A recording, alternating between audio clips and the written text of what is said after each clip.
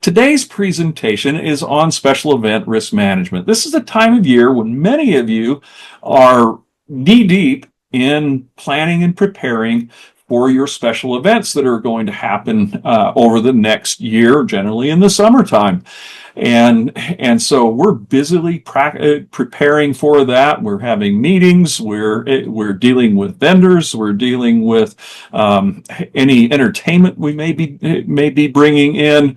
There's a lot of stuff happening right now, and so we decided it would be a good idea to do a special event risk management presentation this early in the year, so we can give you some things to think about.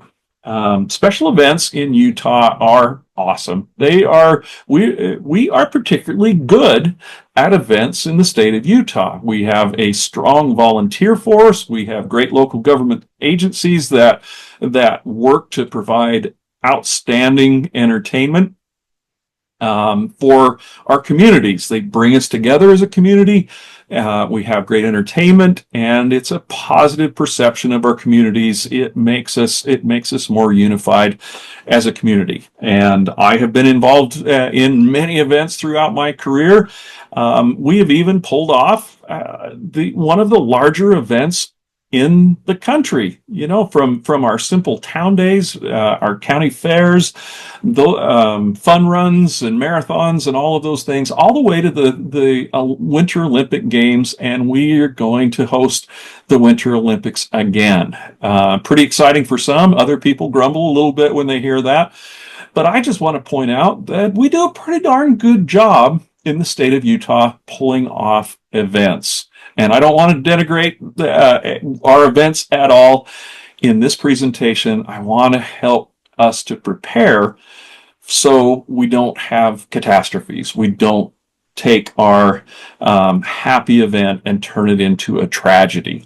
That's what this presentation is about today. Let's go out and have awesome events in our communities, but let's be smart about it. Let's plan and prepare so we don't end up with tears at the end of our situations. Events are risky. It really is something that can lead to tragedy. Every year people around the country are killed in various different events, and sometimes they meet or get on the news. And sometimes they don't. We may not see about those, but I'm somebody that watches for those things, and I look at trends, and I also see the problems that we have happen in our communities in the state. And so I want to share those things with us so we know just what the risk is. Here's a picture of a problem that we had this year. This was a show barn for cattle in one of our communities, and we lost really the entire facility due to fire in the last year. Cost a significant amount of money, but it also kind of ruined events. We don't have our facility until when it's taken out. We're going to be canceling events if we lose our facilities, and do we have adequate coverage and all of those things to ensure that we're getting that. Bad things have happened in Utah, from fires to fatalities at parades or fatalities at demolition derbies, and just a significant amount of catastrophes, and we want to avoid those. And that's the intention of this presentation.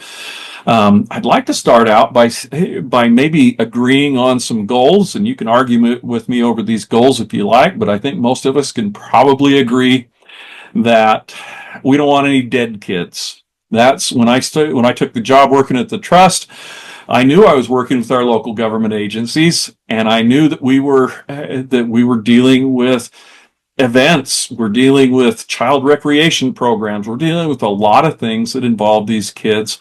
And one thing that's really important to me is no dead kids. And so that's one rule that I have as a constant goal and something in the back of my mind. What do we do to make sure that our kids are safe, that they can enjoy the things that we provide in our communities and not have that risk of dying?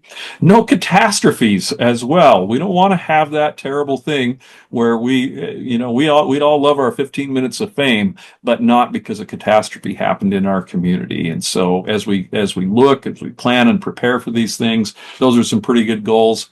And here's one other thing that's just kind of a rule that I have out there is never underestimate the power of stupid. And I don't mean that to be rude or anything, but people will always find a way to do something dumb. They will always find a way to go around some of the controls that we have in place if we haven't thought really well. We have to plan for them. We have to plan for the power of stupid and be prepared for those things. So how do we have fun and not hurt people? Well, it can be challenging. The key part is we need to be intentional in our preparations and say we have risks and we can't just go on blind luck and say, we'll be all right. People will make good decisions. They won't panic if there's something happens that they weren't expecting, like just happened in Orlando last week. They had a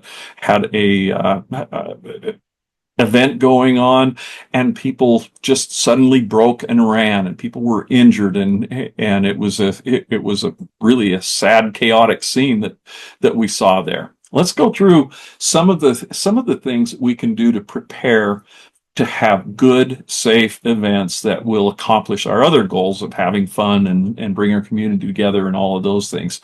Number one, we need to identify our risks. We need to evaluate those risks, control the risks, manage the risks, and inspect your work. Now, some of those you may say, well, those are all the same words. Not necessarily. Here's a question that we need to ask ourselves. What could happen given the type of event that we are planning? What could happen? What are the likely outcomes? What are the standard risks? What are those way out risks that we might see? And then we're going to ask ourselves some other questions about how likely they are. Here's some lists of standard risks. Natural disasters. What happens if a big windstorm comes up during the middle of your event? What happens if there's a thunderstorm? What happens if there's a flood? All of those things, or fires, wildfires. Fires and explosions, and they may be naturally caused, or they may be part of something that's caused by our events, fireworks, etc., etc. Human caused risks that we have there. Just having a group of people exposes us to increased risks, and we'll talk about that a little more in a minute. And then the event-related parts of it, crowds of people, food. If a whole bunch of people get sick from the food that we serve them, we got a big problem. Flying objects of various different kinds. It could be a part flying off of a vehicle in a demolition derby to something that's thrown in a parade, maybe candy. Alcohol is a complicating factor to our events. And so we have to think about when we bring that in. Here's a basic rule here. More people equals more risk. And so we have to keep that in mind. Because our facilities are good and safe on an average day, it may change when we put 5,000 people there. Because we put a number of people, you think about that nice walking bridge that we have that goes over a creek, is great for the average day, but if I put 200 people on that walking bridge, it may not be adequate. And so we've got to have our eyes really open to what changes an event can do to our facilities, to all of our systems that go around it. Sometimes we have mass gatherings. In the state of Utah, if we have over 1,000 people coming to an event, there is a state law that governs that. And I'm not going to go into a lot of detail on that. You'll want to talk to your local health department because they're the ones charged in issuing mass gathering permits to be able to do that. And there are certain things that are required in their sanitation, a certain number of toilet facilities, porta potties for the number of people that we're dealing with. First aid, and it's pretty significant. It's probably an ambulance on scene if we have a mass gathering, unless we want to have go out and purchase a massive amount of first aid supplies. We're probably going to have the local fire department or EMS district out there providing some first aid. So lots that goes into that. So make sure we keep that in mind. If I got over 1,000 people, there will be a permit, and there will be a lot of requirements that I've got to go through for that. So know what the standards are and what we're going to do. But if you're considering your risks, we want to ask the question, what's the worst thing that could happen? That's kind of what I do in my life. It's kind of a weird world to go through, but what's the worst thing that could happen? And then plan accordingly. Sometimes I think people look at their events and say, we're a small community. Everybody around here, they're good people, all of that. We would never have a violent event, or we would never have an emergency of any sort. Well, I think we need to expand our vision just a little bit and say bad things could happen. And they could happen here, and they could happen during our event. So let's think about what those bad things could be, and make sure we're prepared for that. Some of those bad things can have impacts on us. Some of them may not. So liability is certainly a part of our planning and preparing, because we don't want to have a bad thing happen and get sued and have to pay out money for things like that. So understanding liability and how that pertains. Everybody knows that if you ride a saddle bronc, there's a potential you're going to get hurt, like this poor guy in this video. That would probably hurt. Certain amount of risk is taken on by the participants, and we want to make sure that we're ensuring that they understand what that risk is. But if this guy gets bucked off a horse and he gets kicked, a good portion of that is on him. However, if he's riding that bronco around the arena, and we've allowed a bolt to stick out of our fence panels, and it impales him in the leg or somewhere, we may be on the hook for those things. And so we've got to understand what our overall risk exposure is to that. Once we've identified what our overall risks of the event are, we need to evaluate those and say, well, what's the probability that could happen? What's the probability that we have a tornado in Utah? Well, in general, we can say that's pretty rare, but it happened, right? We had a tornado come through downtown Salt Lake during an event and caused some massive damage there. So throw everything on the table and then evaluate how probable is that it will happen? What's the likelihood? And what is the if it does happen, how bad is it going to be? That's a pretty key part of that. What would the damage be? If it rains on our parade, that may be a major issue. If it rains on, let's say we have and I'm not telling anybody to do this, but you have mud football out there, that rain probably doesn't matter a whole lot. But look at that. What's the likelihood, and how bad would it be if that event happened? In risk management world, we throw these things onto a risk matrix, and say, okay, what is our appetite for risk? If we throw it on here and it's in low, well, we would be happy to take on that type of event if it makes sense for our community. The very high, no, we're going to avoid those catastrophic likely events from happening. We just don't, they're not even on the option list. Medium is where we get into the medium and high, but generally medium to high is where we have to make some We have to make some decisions on what our risk appetite is. And so let me throw you some questions about that as we look at these events that may help us to determine that. Number one, is it crazy? Is it something that is over the top? Sometimes we're sitting in a room trying to brainstorm ideas for our events, and somebody brings something up that's over the top. And we see lots of stuff online.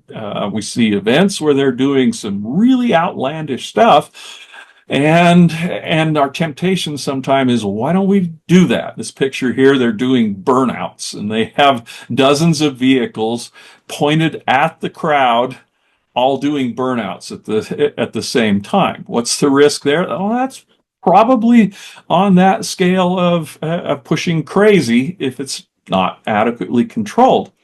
And here's a point that I like to make, is that there are certain things that governmental entities just shouldn't do.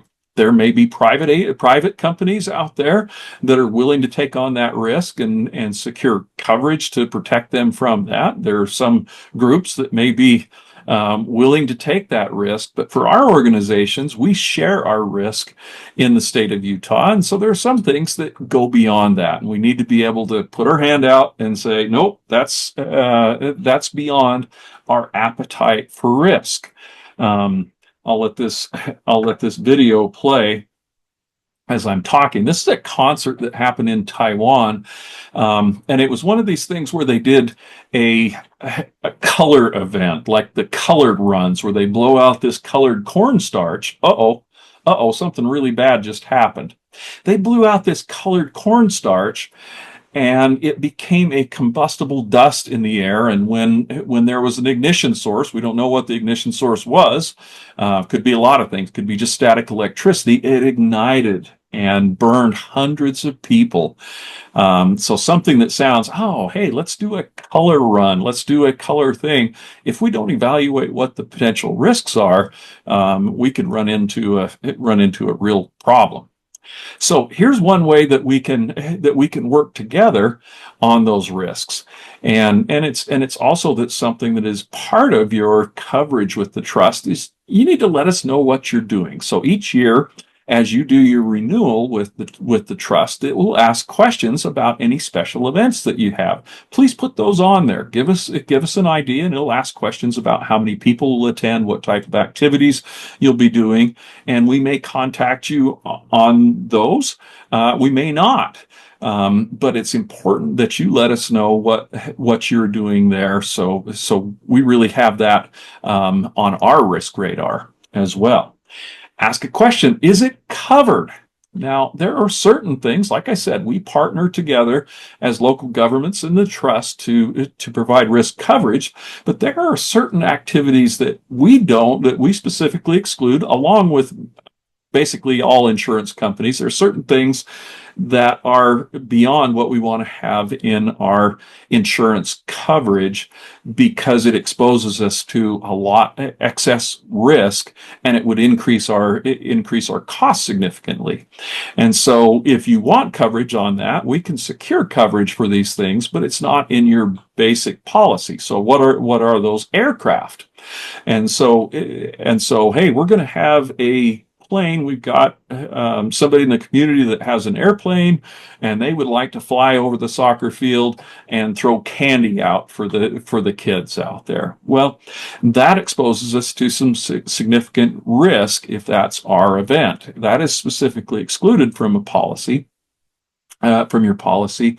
And so if you have aircraft involvement, let's talk about that. What about drones? Well, we have some specific coverage for drones, but other activities around those drones need to be scheduled on your property schedule, and there may be specific extra coverages that we add there. And so you want to talk to your risk risk consultant about that. Risk finance consultant. I almost messed up on their title, and they're your regular contact with the trust. Talk with them about that. So aircraft rebound devices, and you say, what are rebound devices? That's anything like a trampoline. Bouncy houses are specifically excluded. Why are bouncy houses excluded? It's not for kids smacking their heads together or vomiting on each other in the bouncing house. It really has to do with those devices. A bouncy house can have a gust of wind pick it up when it's full of kids and fly away. And if you do a quick Google search, you'll see some horrific incidents that have happened where kids have been blown hundreds of feet up in the air and then fell out of the bouncy house. And so this is excess risk that we don't want to do. Well, you say, well, we want bouncy houses there. That's okay. But how you go about getting those bouncy houses is the key thing. All right. Mechanical amusement rides. So roller coasters, things like that. This picture has one that was a homemade mechanical amusement ride that one of the members of the trust had years ago. And I said, what's that? Oh, you're not supposed to see that. And so we discussed, and I, I'm the guy in the town that nobody will mention my name because they hate me because we got rid of the rocket ride that they had out there. But there are certain things that are specifically excluded, and so let's have that talk about it. If we need additional coverage, if there's a different way, let's talk about that, and we'll get you taken care of there. But you've got to know what your coverage is. Some things we have to add additional coverage. So let's say maybe we have a concert coming in and we have a big name performer coming in, and what happens if it rains or we have some problem with our event, and so we have to cancel. We may be looking for events cancellation coverage, and sometimes the performer themselves say, I need a policy that will provide X amount of dollars of event cancellation coverage. Well, that is something that has to be very specifically written.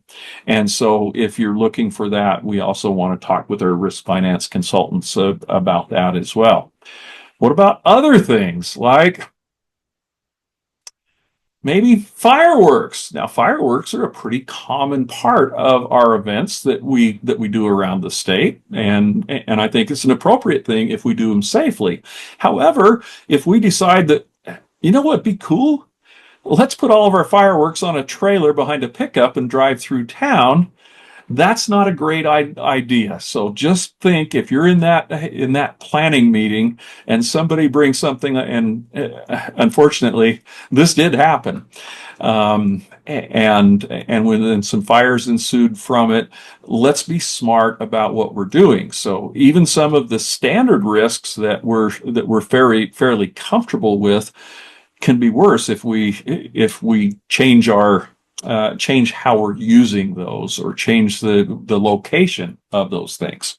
So just ask yourself, can you do it? Are you physically capable to pull off this event from a lot of different standpoints? Do we have the venue to handle this many people?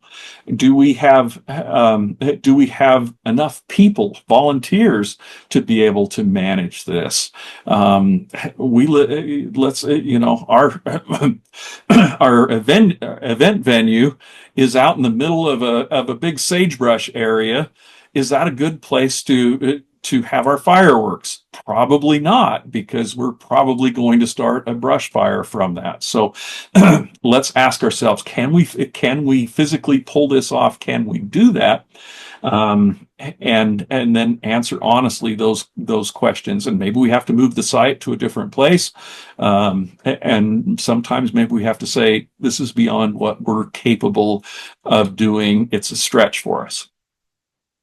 And like I said, if you're in a meeting, speak up. If there's something seems like a bad idea, say, no, this is a dumb idea. And you can do it more tactfully than that. But let's say this is beyond our risk appetite. We're not going to do that, because there are things like this. Hey, let's take a rear end out of a vehicle and hook it on behind a trailer and put some people on it. And then they may fly out of there. And guess what? We just had a catastrophic event happen in front of all of our people there. And and are we going to get sued for that? Well, I got a pretty good idea. We're going to get sued. Can we defend ourselves? That's the question, and why your involvement is so important in these events, in planning, and really standing up and saying, hey, you know what? This is beyond what we want, what we should do as an organization.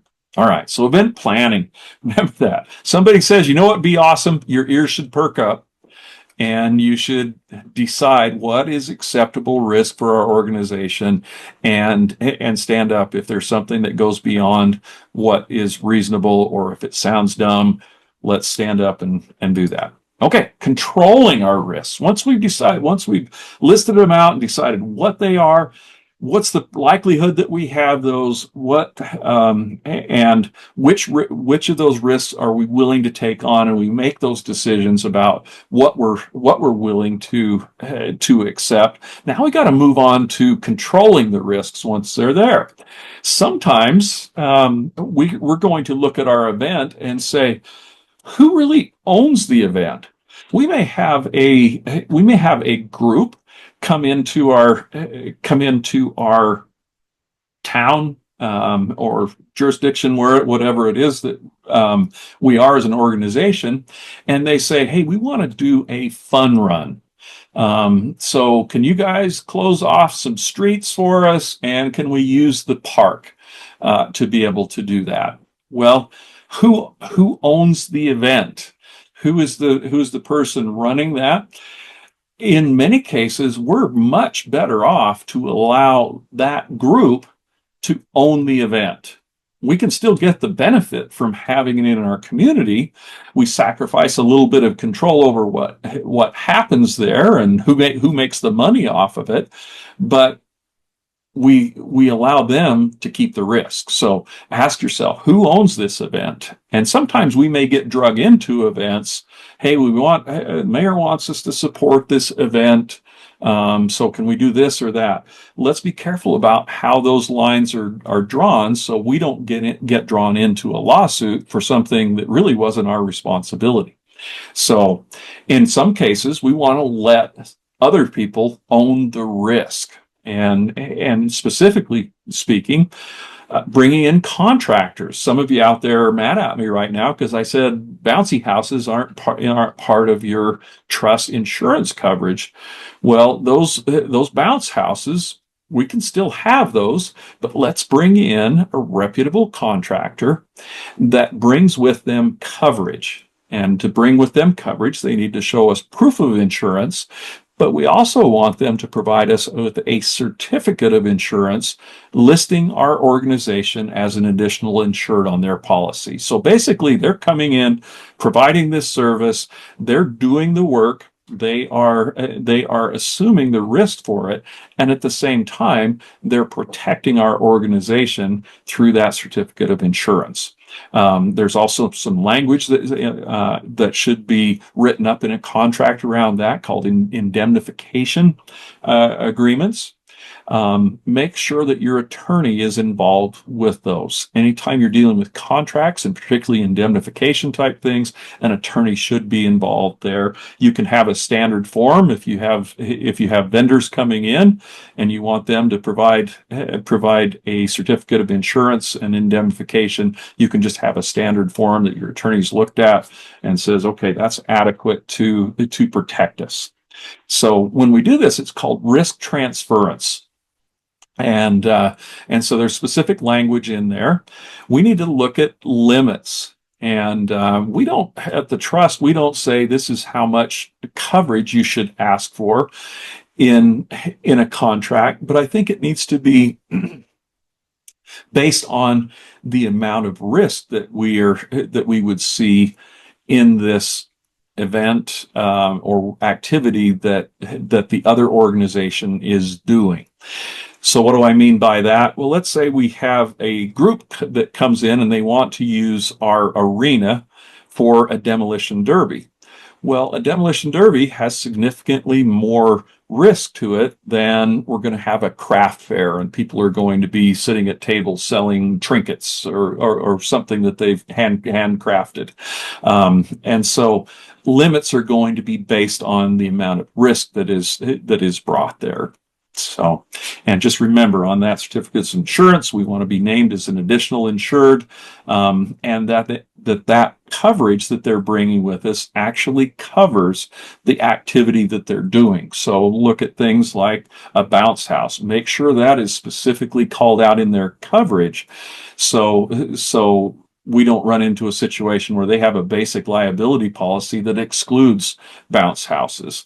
If you're talk to a contractor, let's say the bounce house example, and say you've got to provide us with a certificate of insurance, and they're like, what? And they have no idea about certificates of insurance, or they want to argue with you about that. Get a different contractor.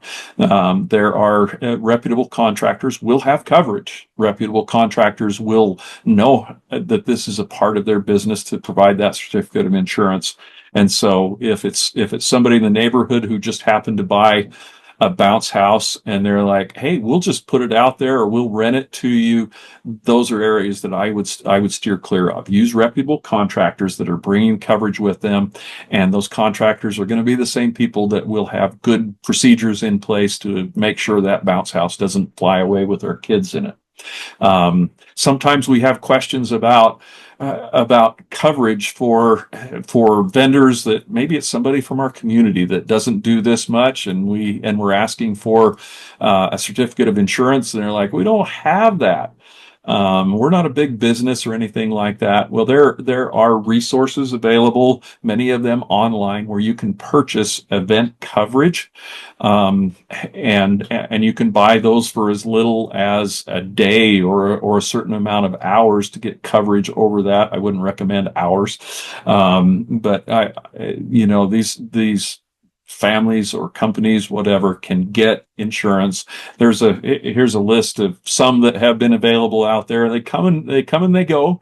In general, these are fairly easy to get and relatively reasonable in their cost. I'm not advocating any one of these. These are just ones that I know some of you out there have used in the past to provide this kind of coverage.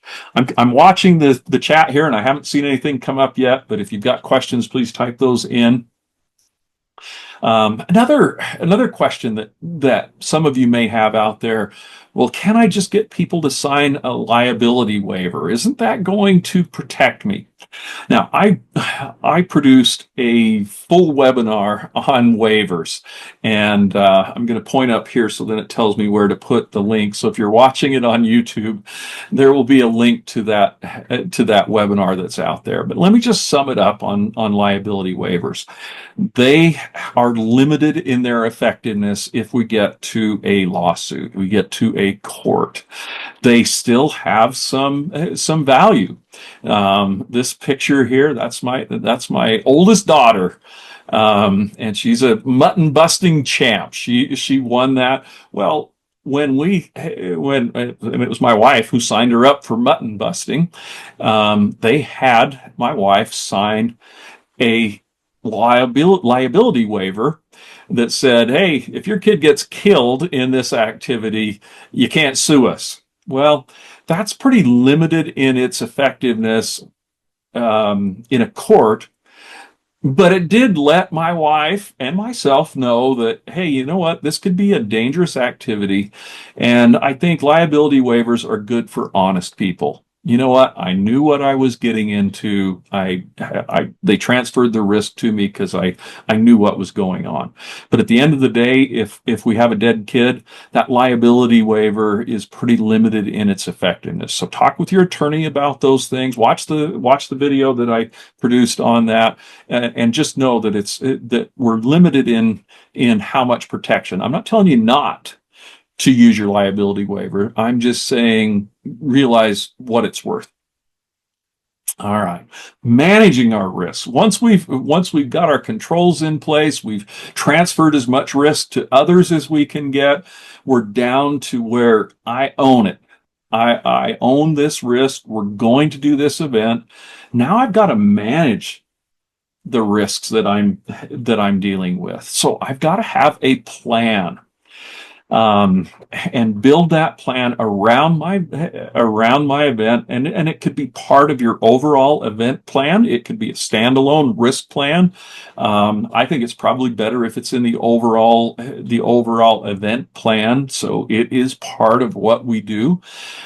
Should it be written down? And my answer to that is yes. If we want to establish accountability for that, it should be a written plan. Here's how we're going to manage our risk. Here's how we're going to perform our work there.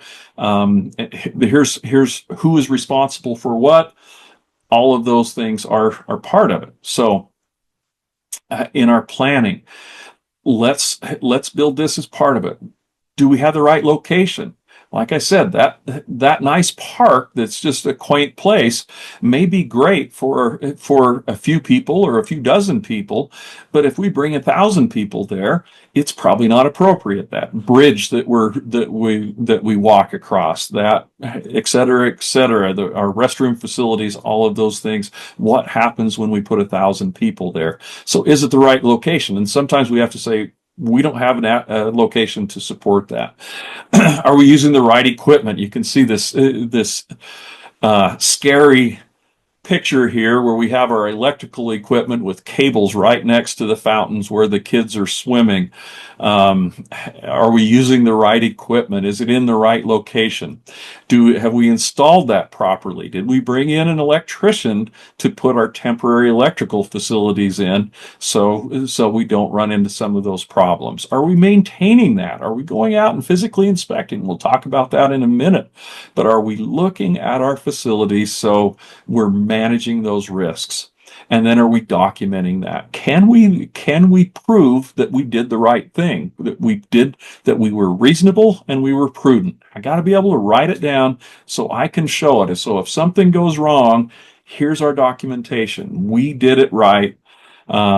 And unfortunately something bad happened anyway, but we did everything feasible to ensure that this was right, and the guy decided to climb the power pole anyway, or whatever it is that happened. All right. In your plan, we should be outlining who does what, who's responsible for each one of those things, who's going to inspect our facilities, who's going to be responsible for security, who's going to be responsible for emergency situations, for first aid at our event. Transportation is a key thing. Our facilities may be great on a standard Tuesday, but if we throw 1,000 vehicles in there, trying to park, trying to move, trying to get an ambulance in and out. So our transportation plan is an essential part of our risk plan as well. Who's responsible for emergency response? Who's responsible for security?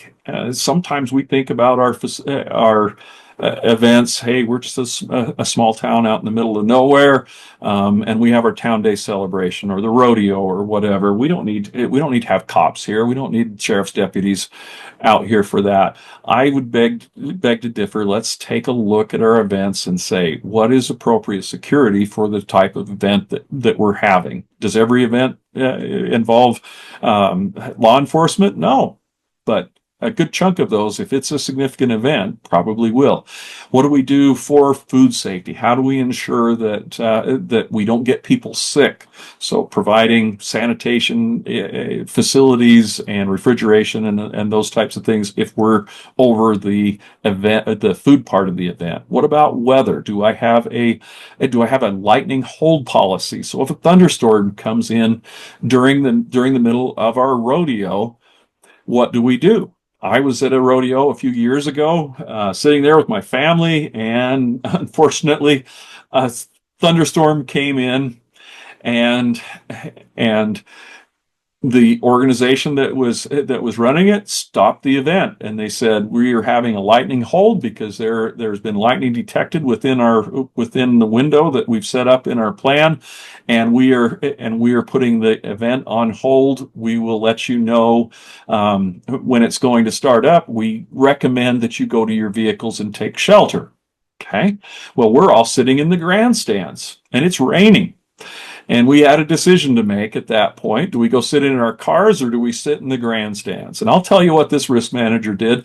I didn't want my butt to get wet. And so I decided that I would manage my risk, or I would accept that risk of getting hit by lightning. So my seat didn't get wet later on had I left my seat. Now that may not have been the best decision for me, but what it did, it transferred some risk from the event organizer to me.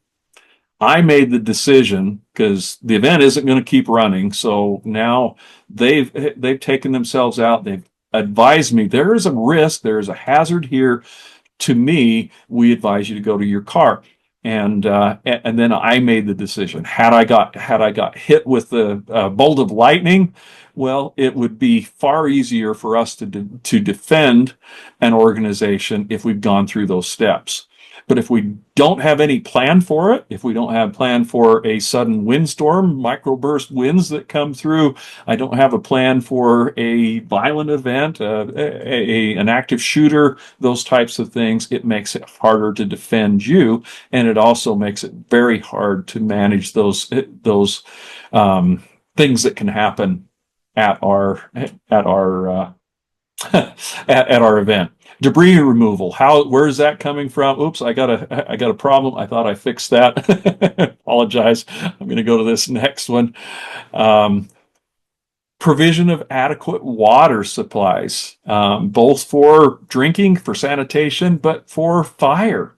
We've seen that in recent days in California, where we did not have adequate water to fight the wildfires that were going on, and the destruction became really, I heard legislators saying cataclysmic was the word that they used for that. Adequate restrooms, temporary facilities. Think about that.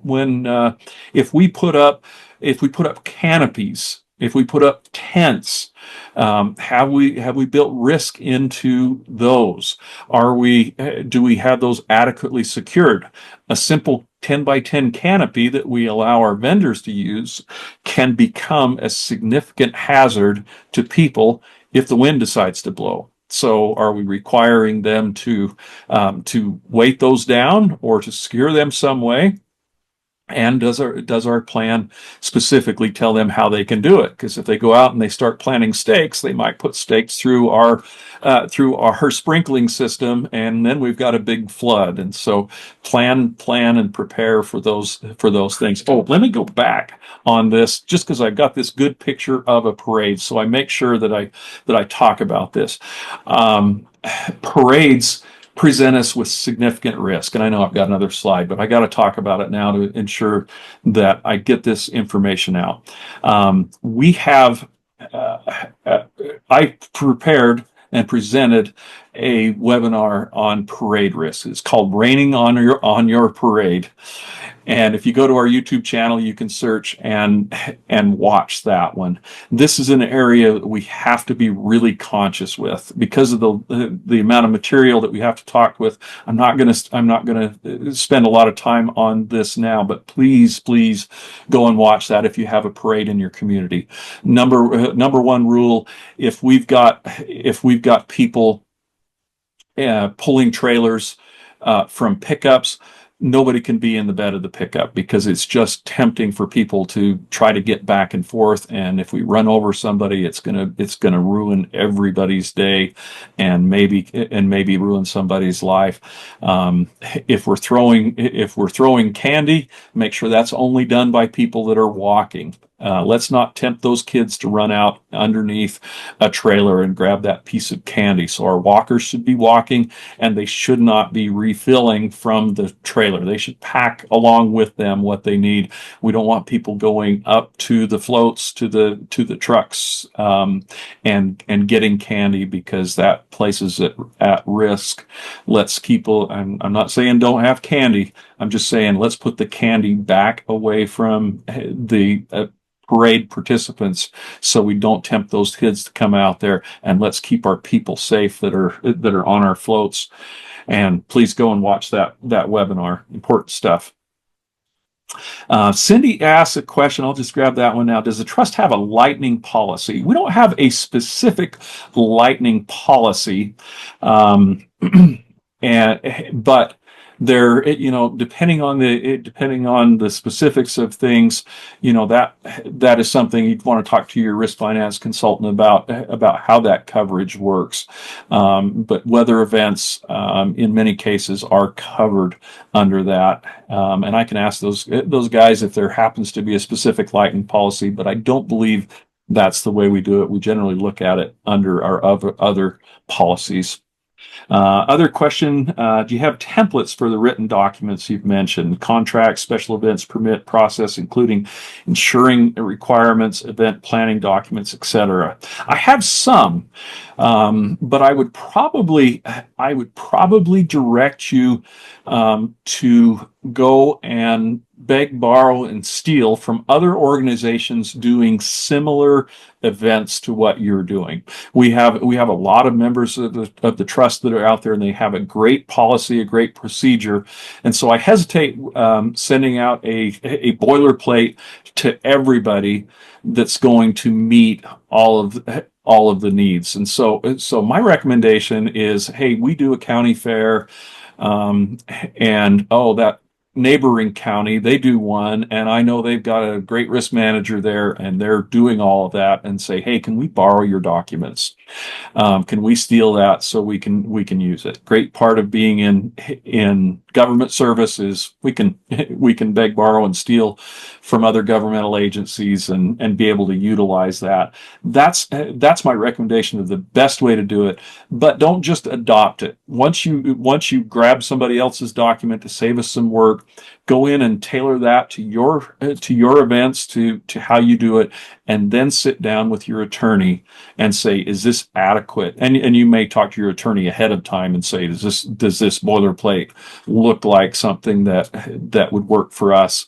And then once you get it done, make sure that your attorney signs off and says, this is adequate for what we're doing and will give us the protection. Same thing goes with policy, with contract language. That's why I say I hesitate to send out boilerplates on some of this, because it's very specific sometimes to a contract.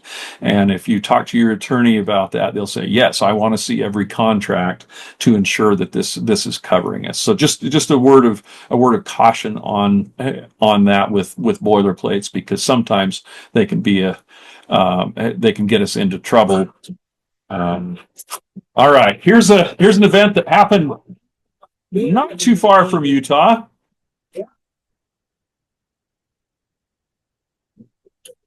So, what happens when things go wrong? Are we prepared for that? How do we handle emergencies? How do we handle if somebody slips and falls, trips and falls, or if they get cut on our bleachers or grandstands? Oh, by the way, grandstands and bleachers, I have a webinar on that as well. Go to the YouTube channel and search for it, and lots of specifics on that. How do I deal with that? That needs to be in our plan, so we have our preparedness there. By the way, this event here where the bull jumped into the stands, when I say what is the worst that can happen, this probably wasn't the worst, but it's bad enough to have a bull who's angry jump into your grandstands. But look what actually happened directly after that. A person that was on the front row, as this bull was diving over, drew his concealed weapon and was ready to shoot the bull. Well, could have that had some unintended consequences with people surrounding the entire arena. Fortunately, this person thought better of it and did not discharge his weapon, but it could have been a pretty significant problem there. So thinking broader of our overall risk to our events, I think it's a good idea to have some plans for what happens if something goes wrong. All right, plan now, celebrate later. Today's the day to plan for those things. And I told you we're going to talk, and how many times have I talked about inspecting already? There is even a state law that says governmental agencies need to inspect. It says management shall. That's legal speak for you gotta. Shall inspect or designate a competent person or persons to inspect frequently for unsafe conditions and practices, defective equipment, and materials. And where such conditions are found, it shall take appropriate actions to correct such conditions immediately. This is a key responsibility that we have, and one that we're focusing on. We always have focused on it, but it's going to be a major focus in 2025 for us. That we need to be inspecting our facilities and documenting what those inspections are. And oh, by the way, when you find a problem, you need to fix it. And you guys, if you watch my presentations, this picture I took at a park scares me to death. Kid threw a rock or a baseball and hit and broke this plastic cover over a meter base, and right there, within any small child could reach in there and touch these electrical connections, and we've got a dead kid. We've got to get out and we've got to inspect those facilities. And I've got some documents for playgrounds and a few other and for shops and office environment. I can send that information out. I'll send that to everybody that signed up. Okay. All right. Looks like we got a request out to the group if they have plans. Awesome. And truthfully, I think you can attach that in the chat box if you have something that has worked really well for you, or you can send it to me if you'd like to share that with the group. I would be happy to send that out, with the caveat that you need to ensure that it is tailored for your operations, and that you talk to your attorney about that. So just think about some special things. Parades. Make sure you're on top of that. There needs to be a parade plan that needs to specific for that parade. There are some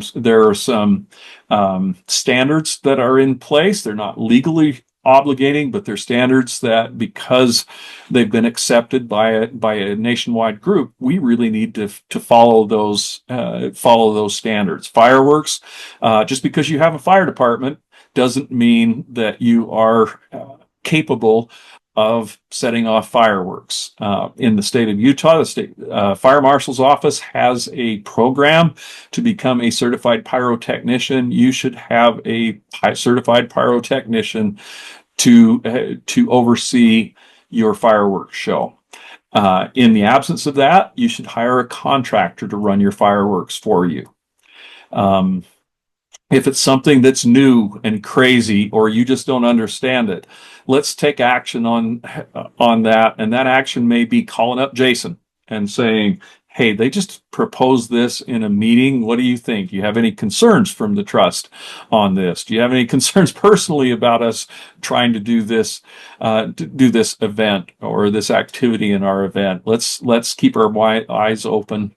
I saw this quote, and I thought it was good. That in ourselves our safety must be sought, that by our right hands it must be wrought. It is our responsibility to have our eyes open, to plan and say what could happen, and prepare for those things. If we can shed risk, let's shed risk. If it's unacceptable risk, let's not do it. If you need somebody to back you up, give Jason a call. I'd be happy to back you up if it doesn't make sense, if it's something like that. And so just in summary, plan, Plan for success. You got to plan.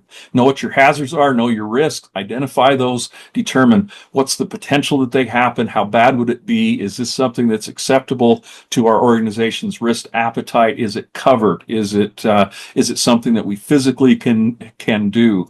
Think outside the box on this. Ask yourself that hard question: what's the worst that could happen in this event? And then plan around that. Inspect, fix anything that we identify as a problem, document, as if you're going to have to prove in a court of law that you did things right, because you just might. Think. It's important stuff for us. Okay, I said a lot of things, and I didn't have Mike here to break it up or ask questions and make sure I've covered things. I would love to try to answer your questions.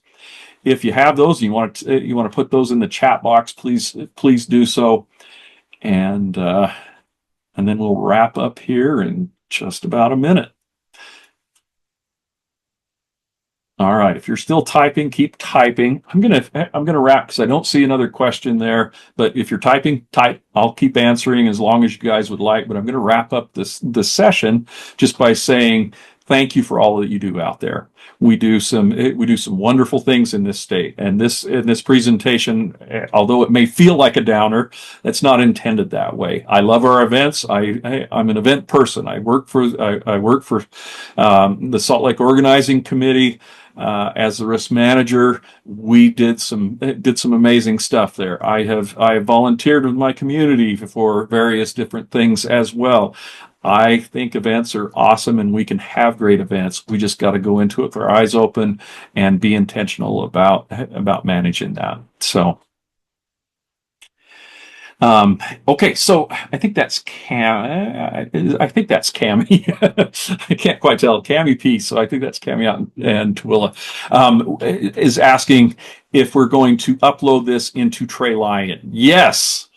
It may take me a little bit, or I may actually have to put it into two parts because of the length of the training. So I apologize that ahead of time, but I will put this on YouTube later this afternoon and Trey Lion as soon as I can get it into a format that will go there. If they're really giant, it is a little more of a task to get it in Trey Lion, but it will be there. If you are interested in Trey Lion, give myself or Mike a call, and we're happy to help you get set up on that. It's a neat tool to be able to deliver training and make your job a little bit easier there. Thank you so much. Appreciate the thanks there. Thank you for all that you do out there. If you have questions, please don't hesitate to give me a call. I'm happy to walk through these things, and always love to hear the newest, latest, and greatest thing that we're planning out there. Thanks, folks. Go out and have a safe day.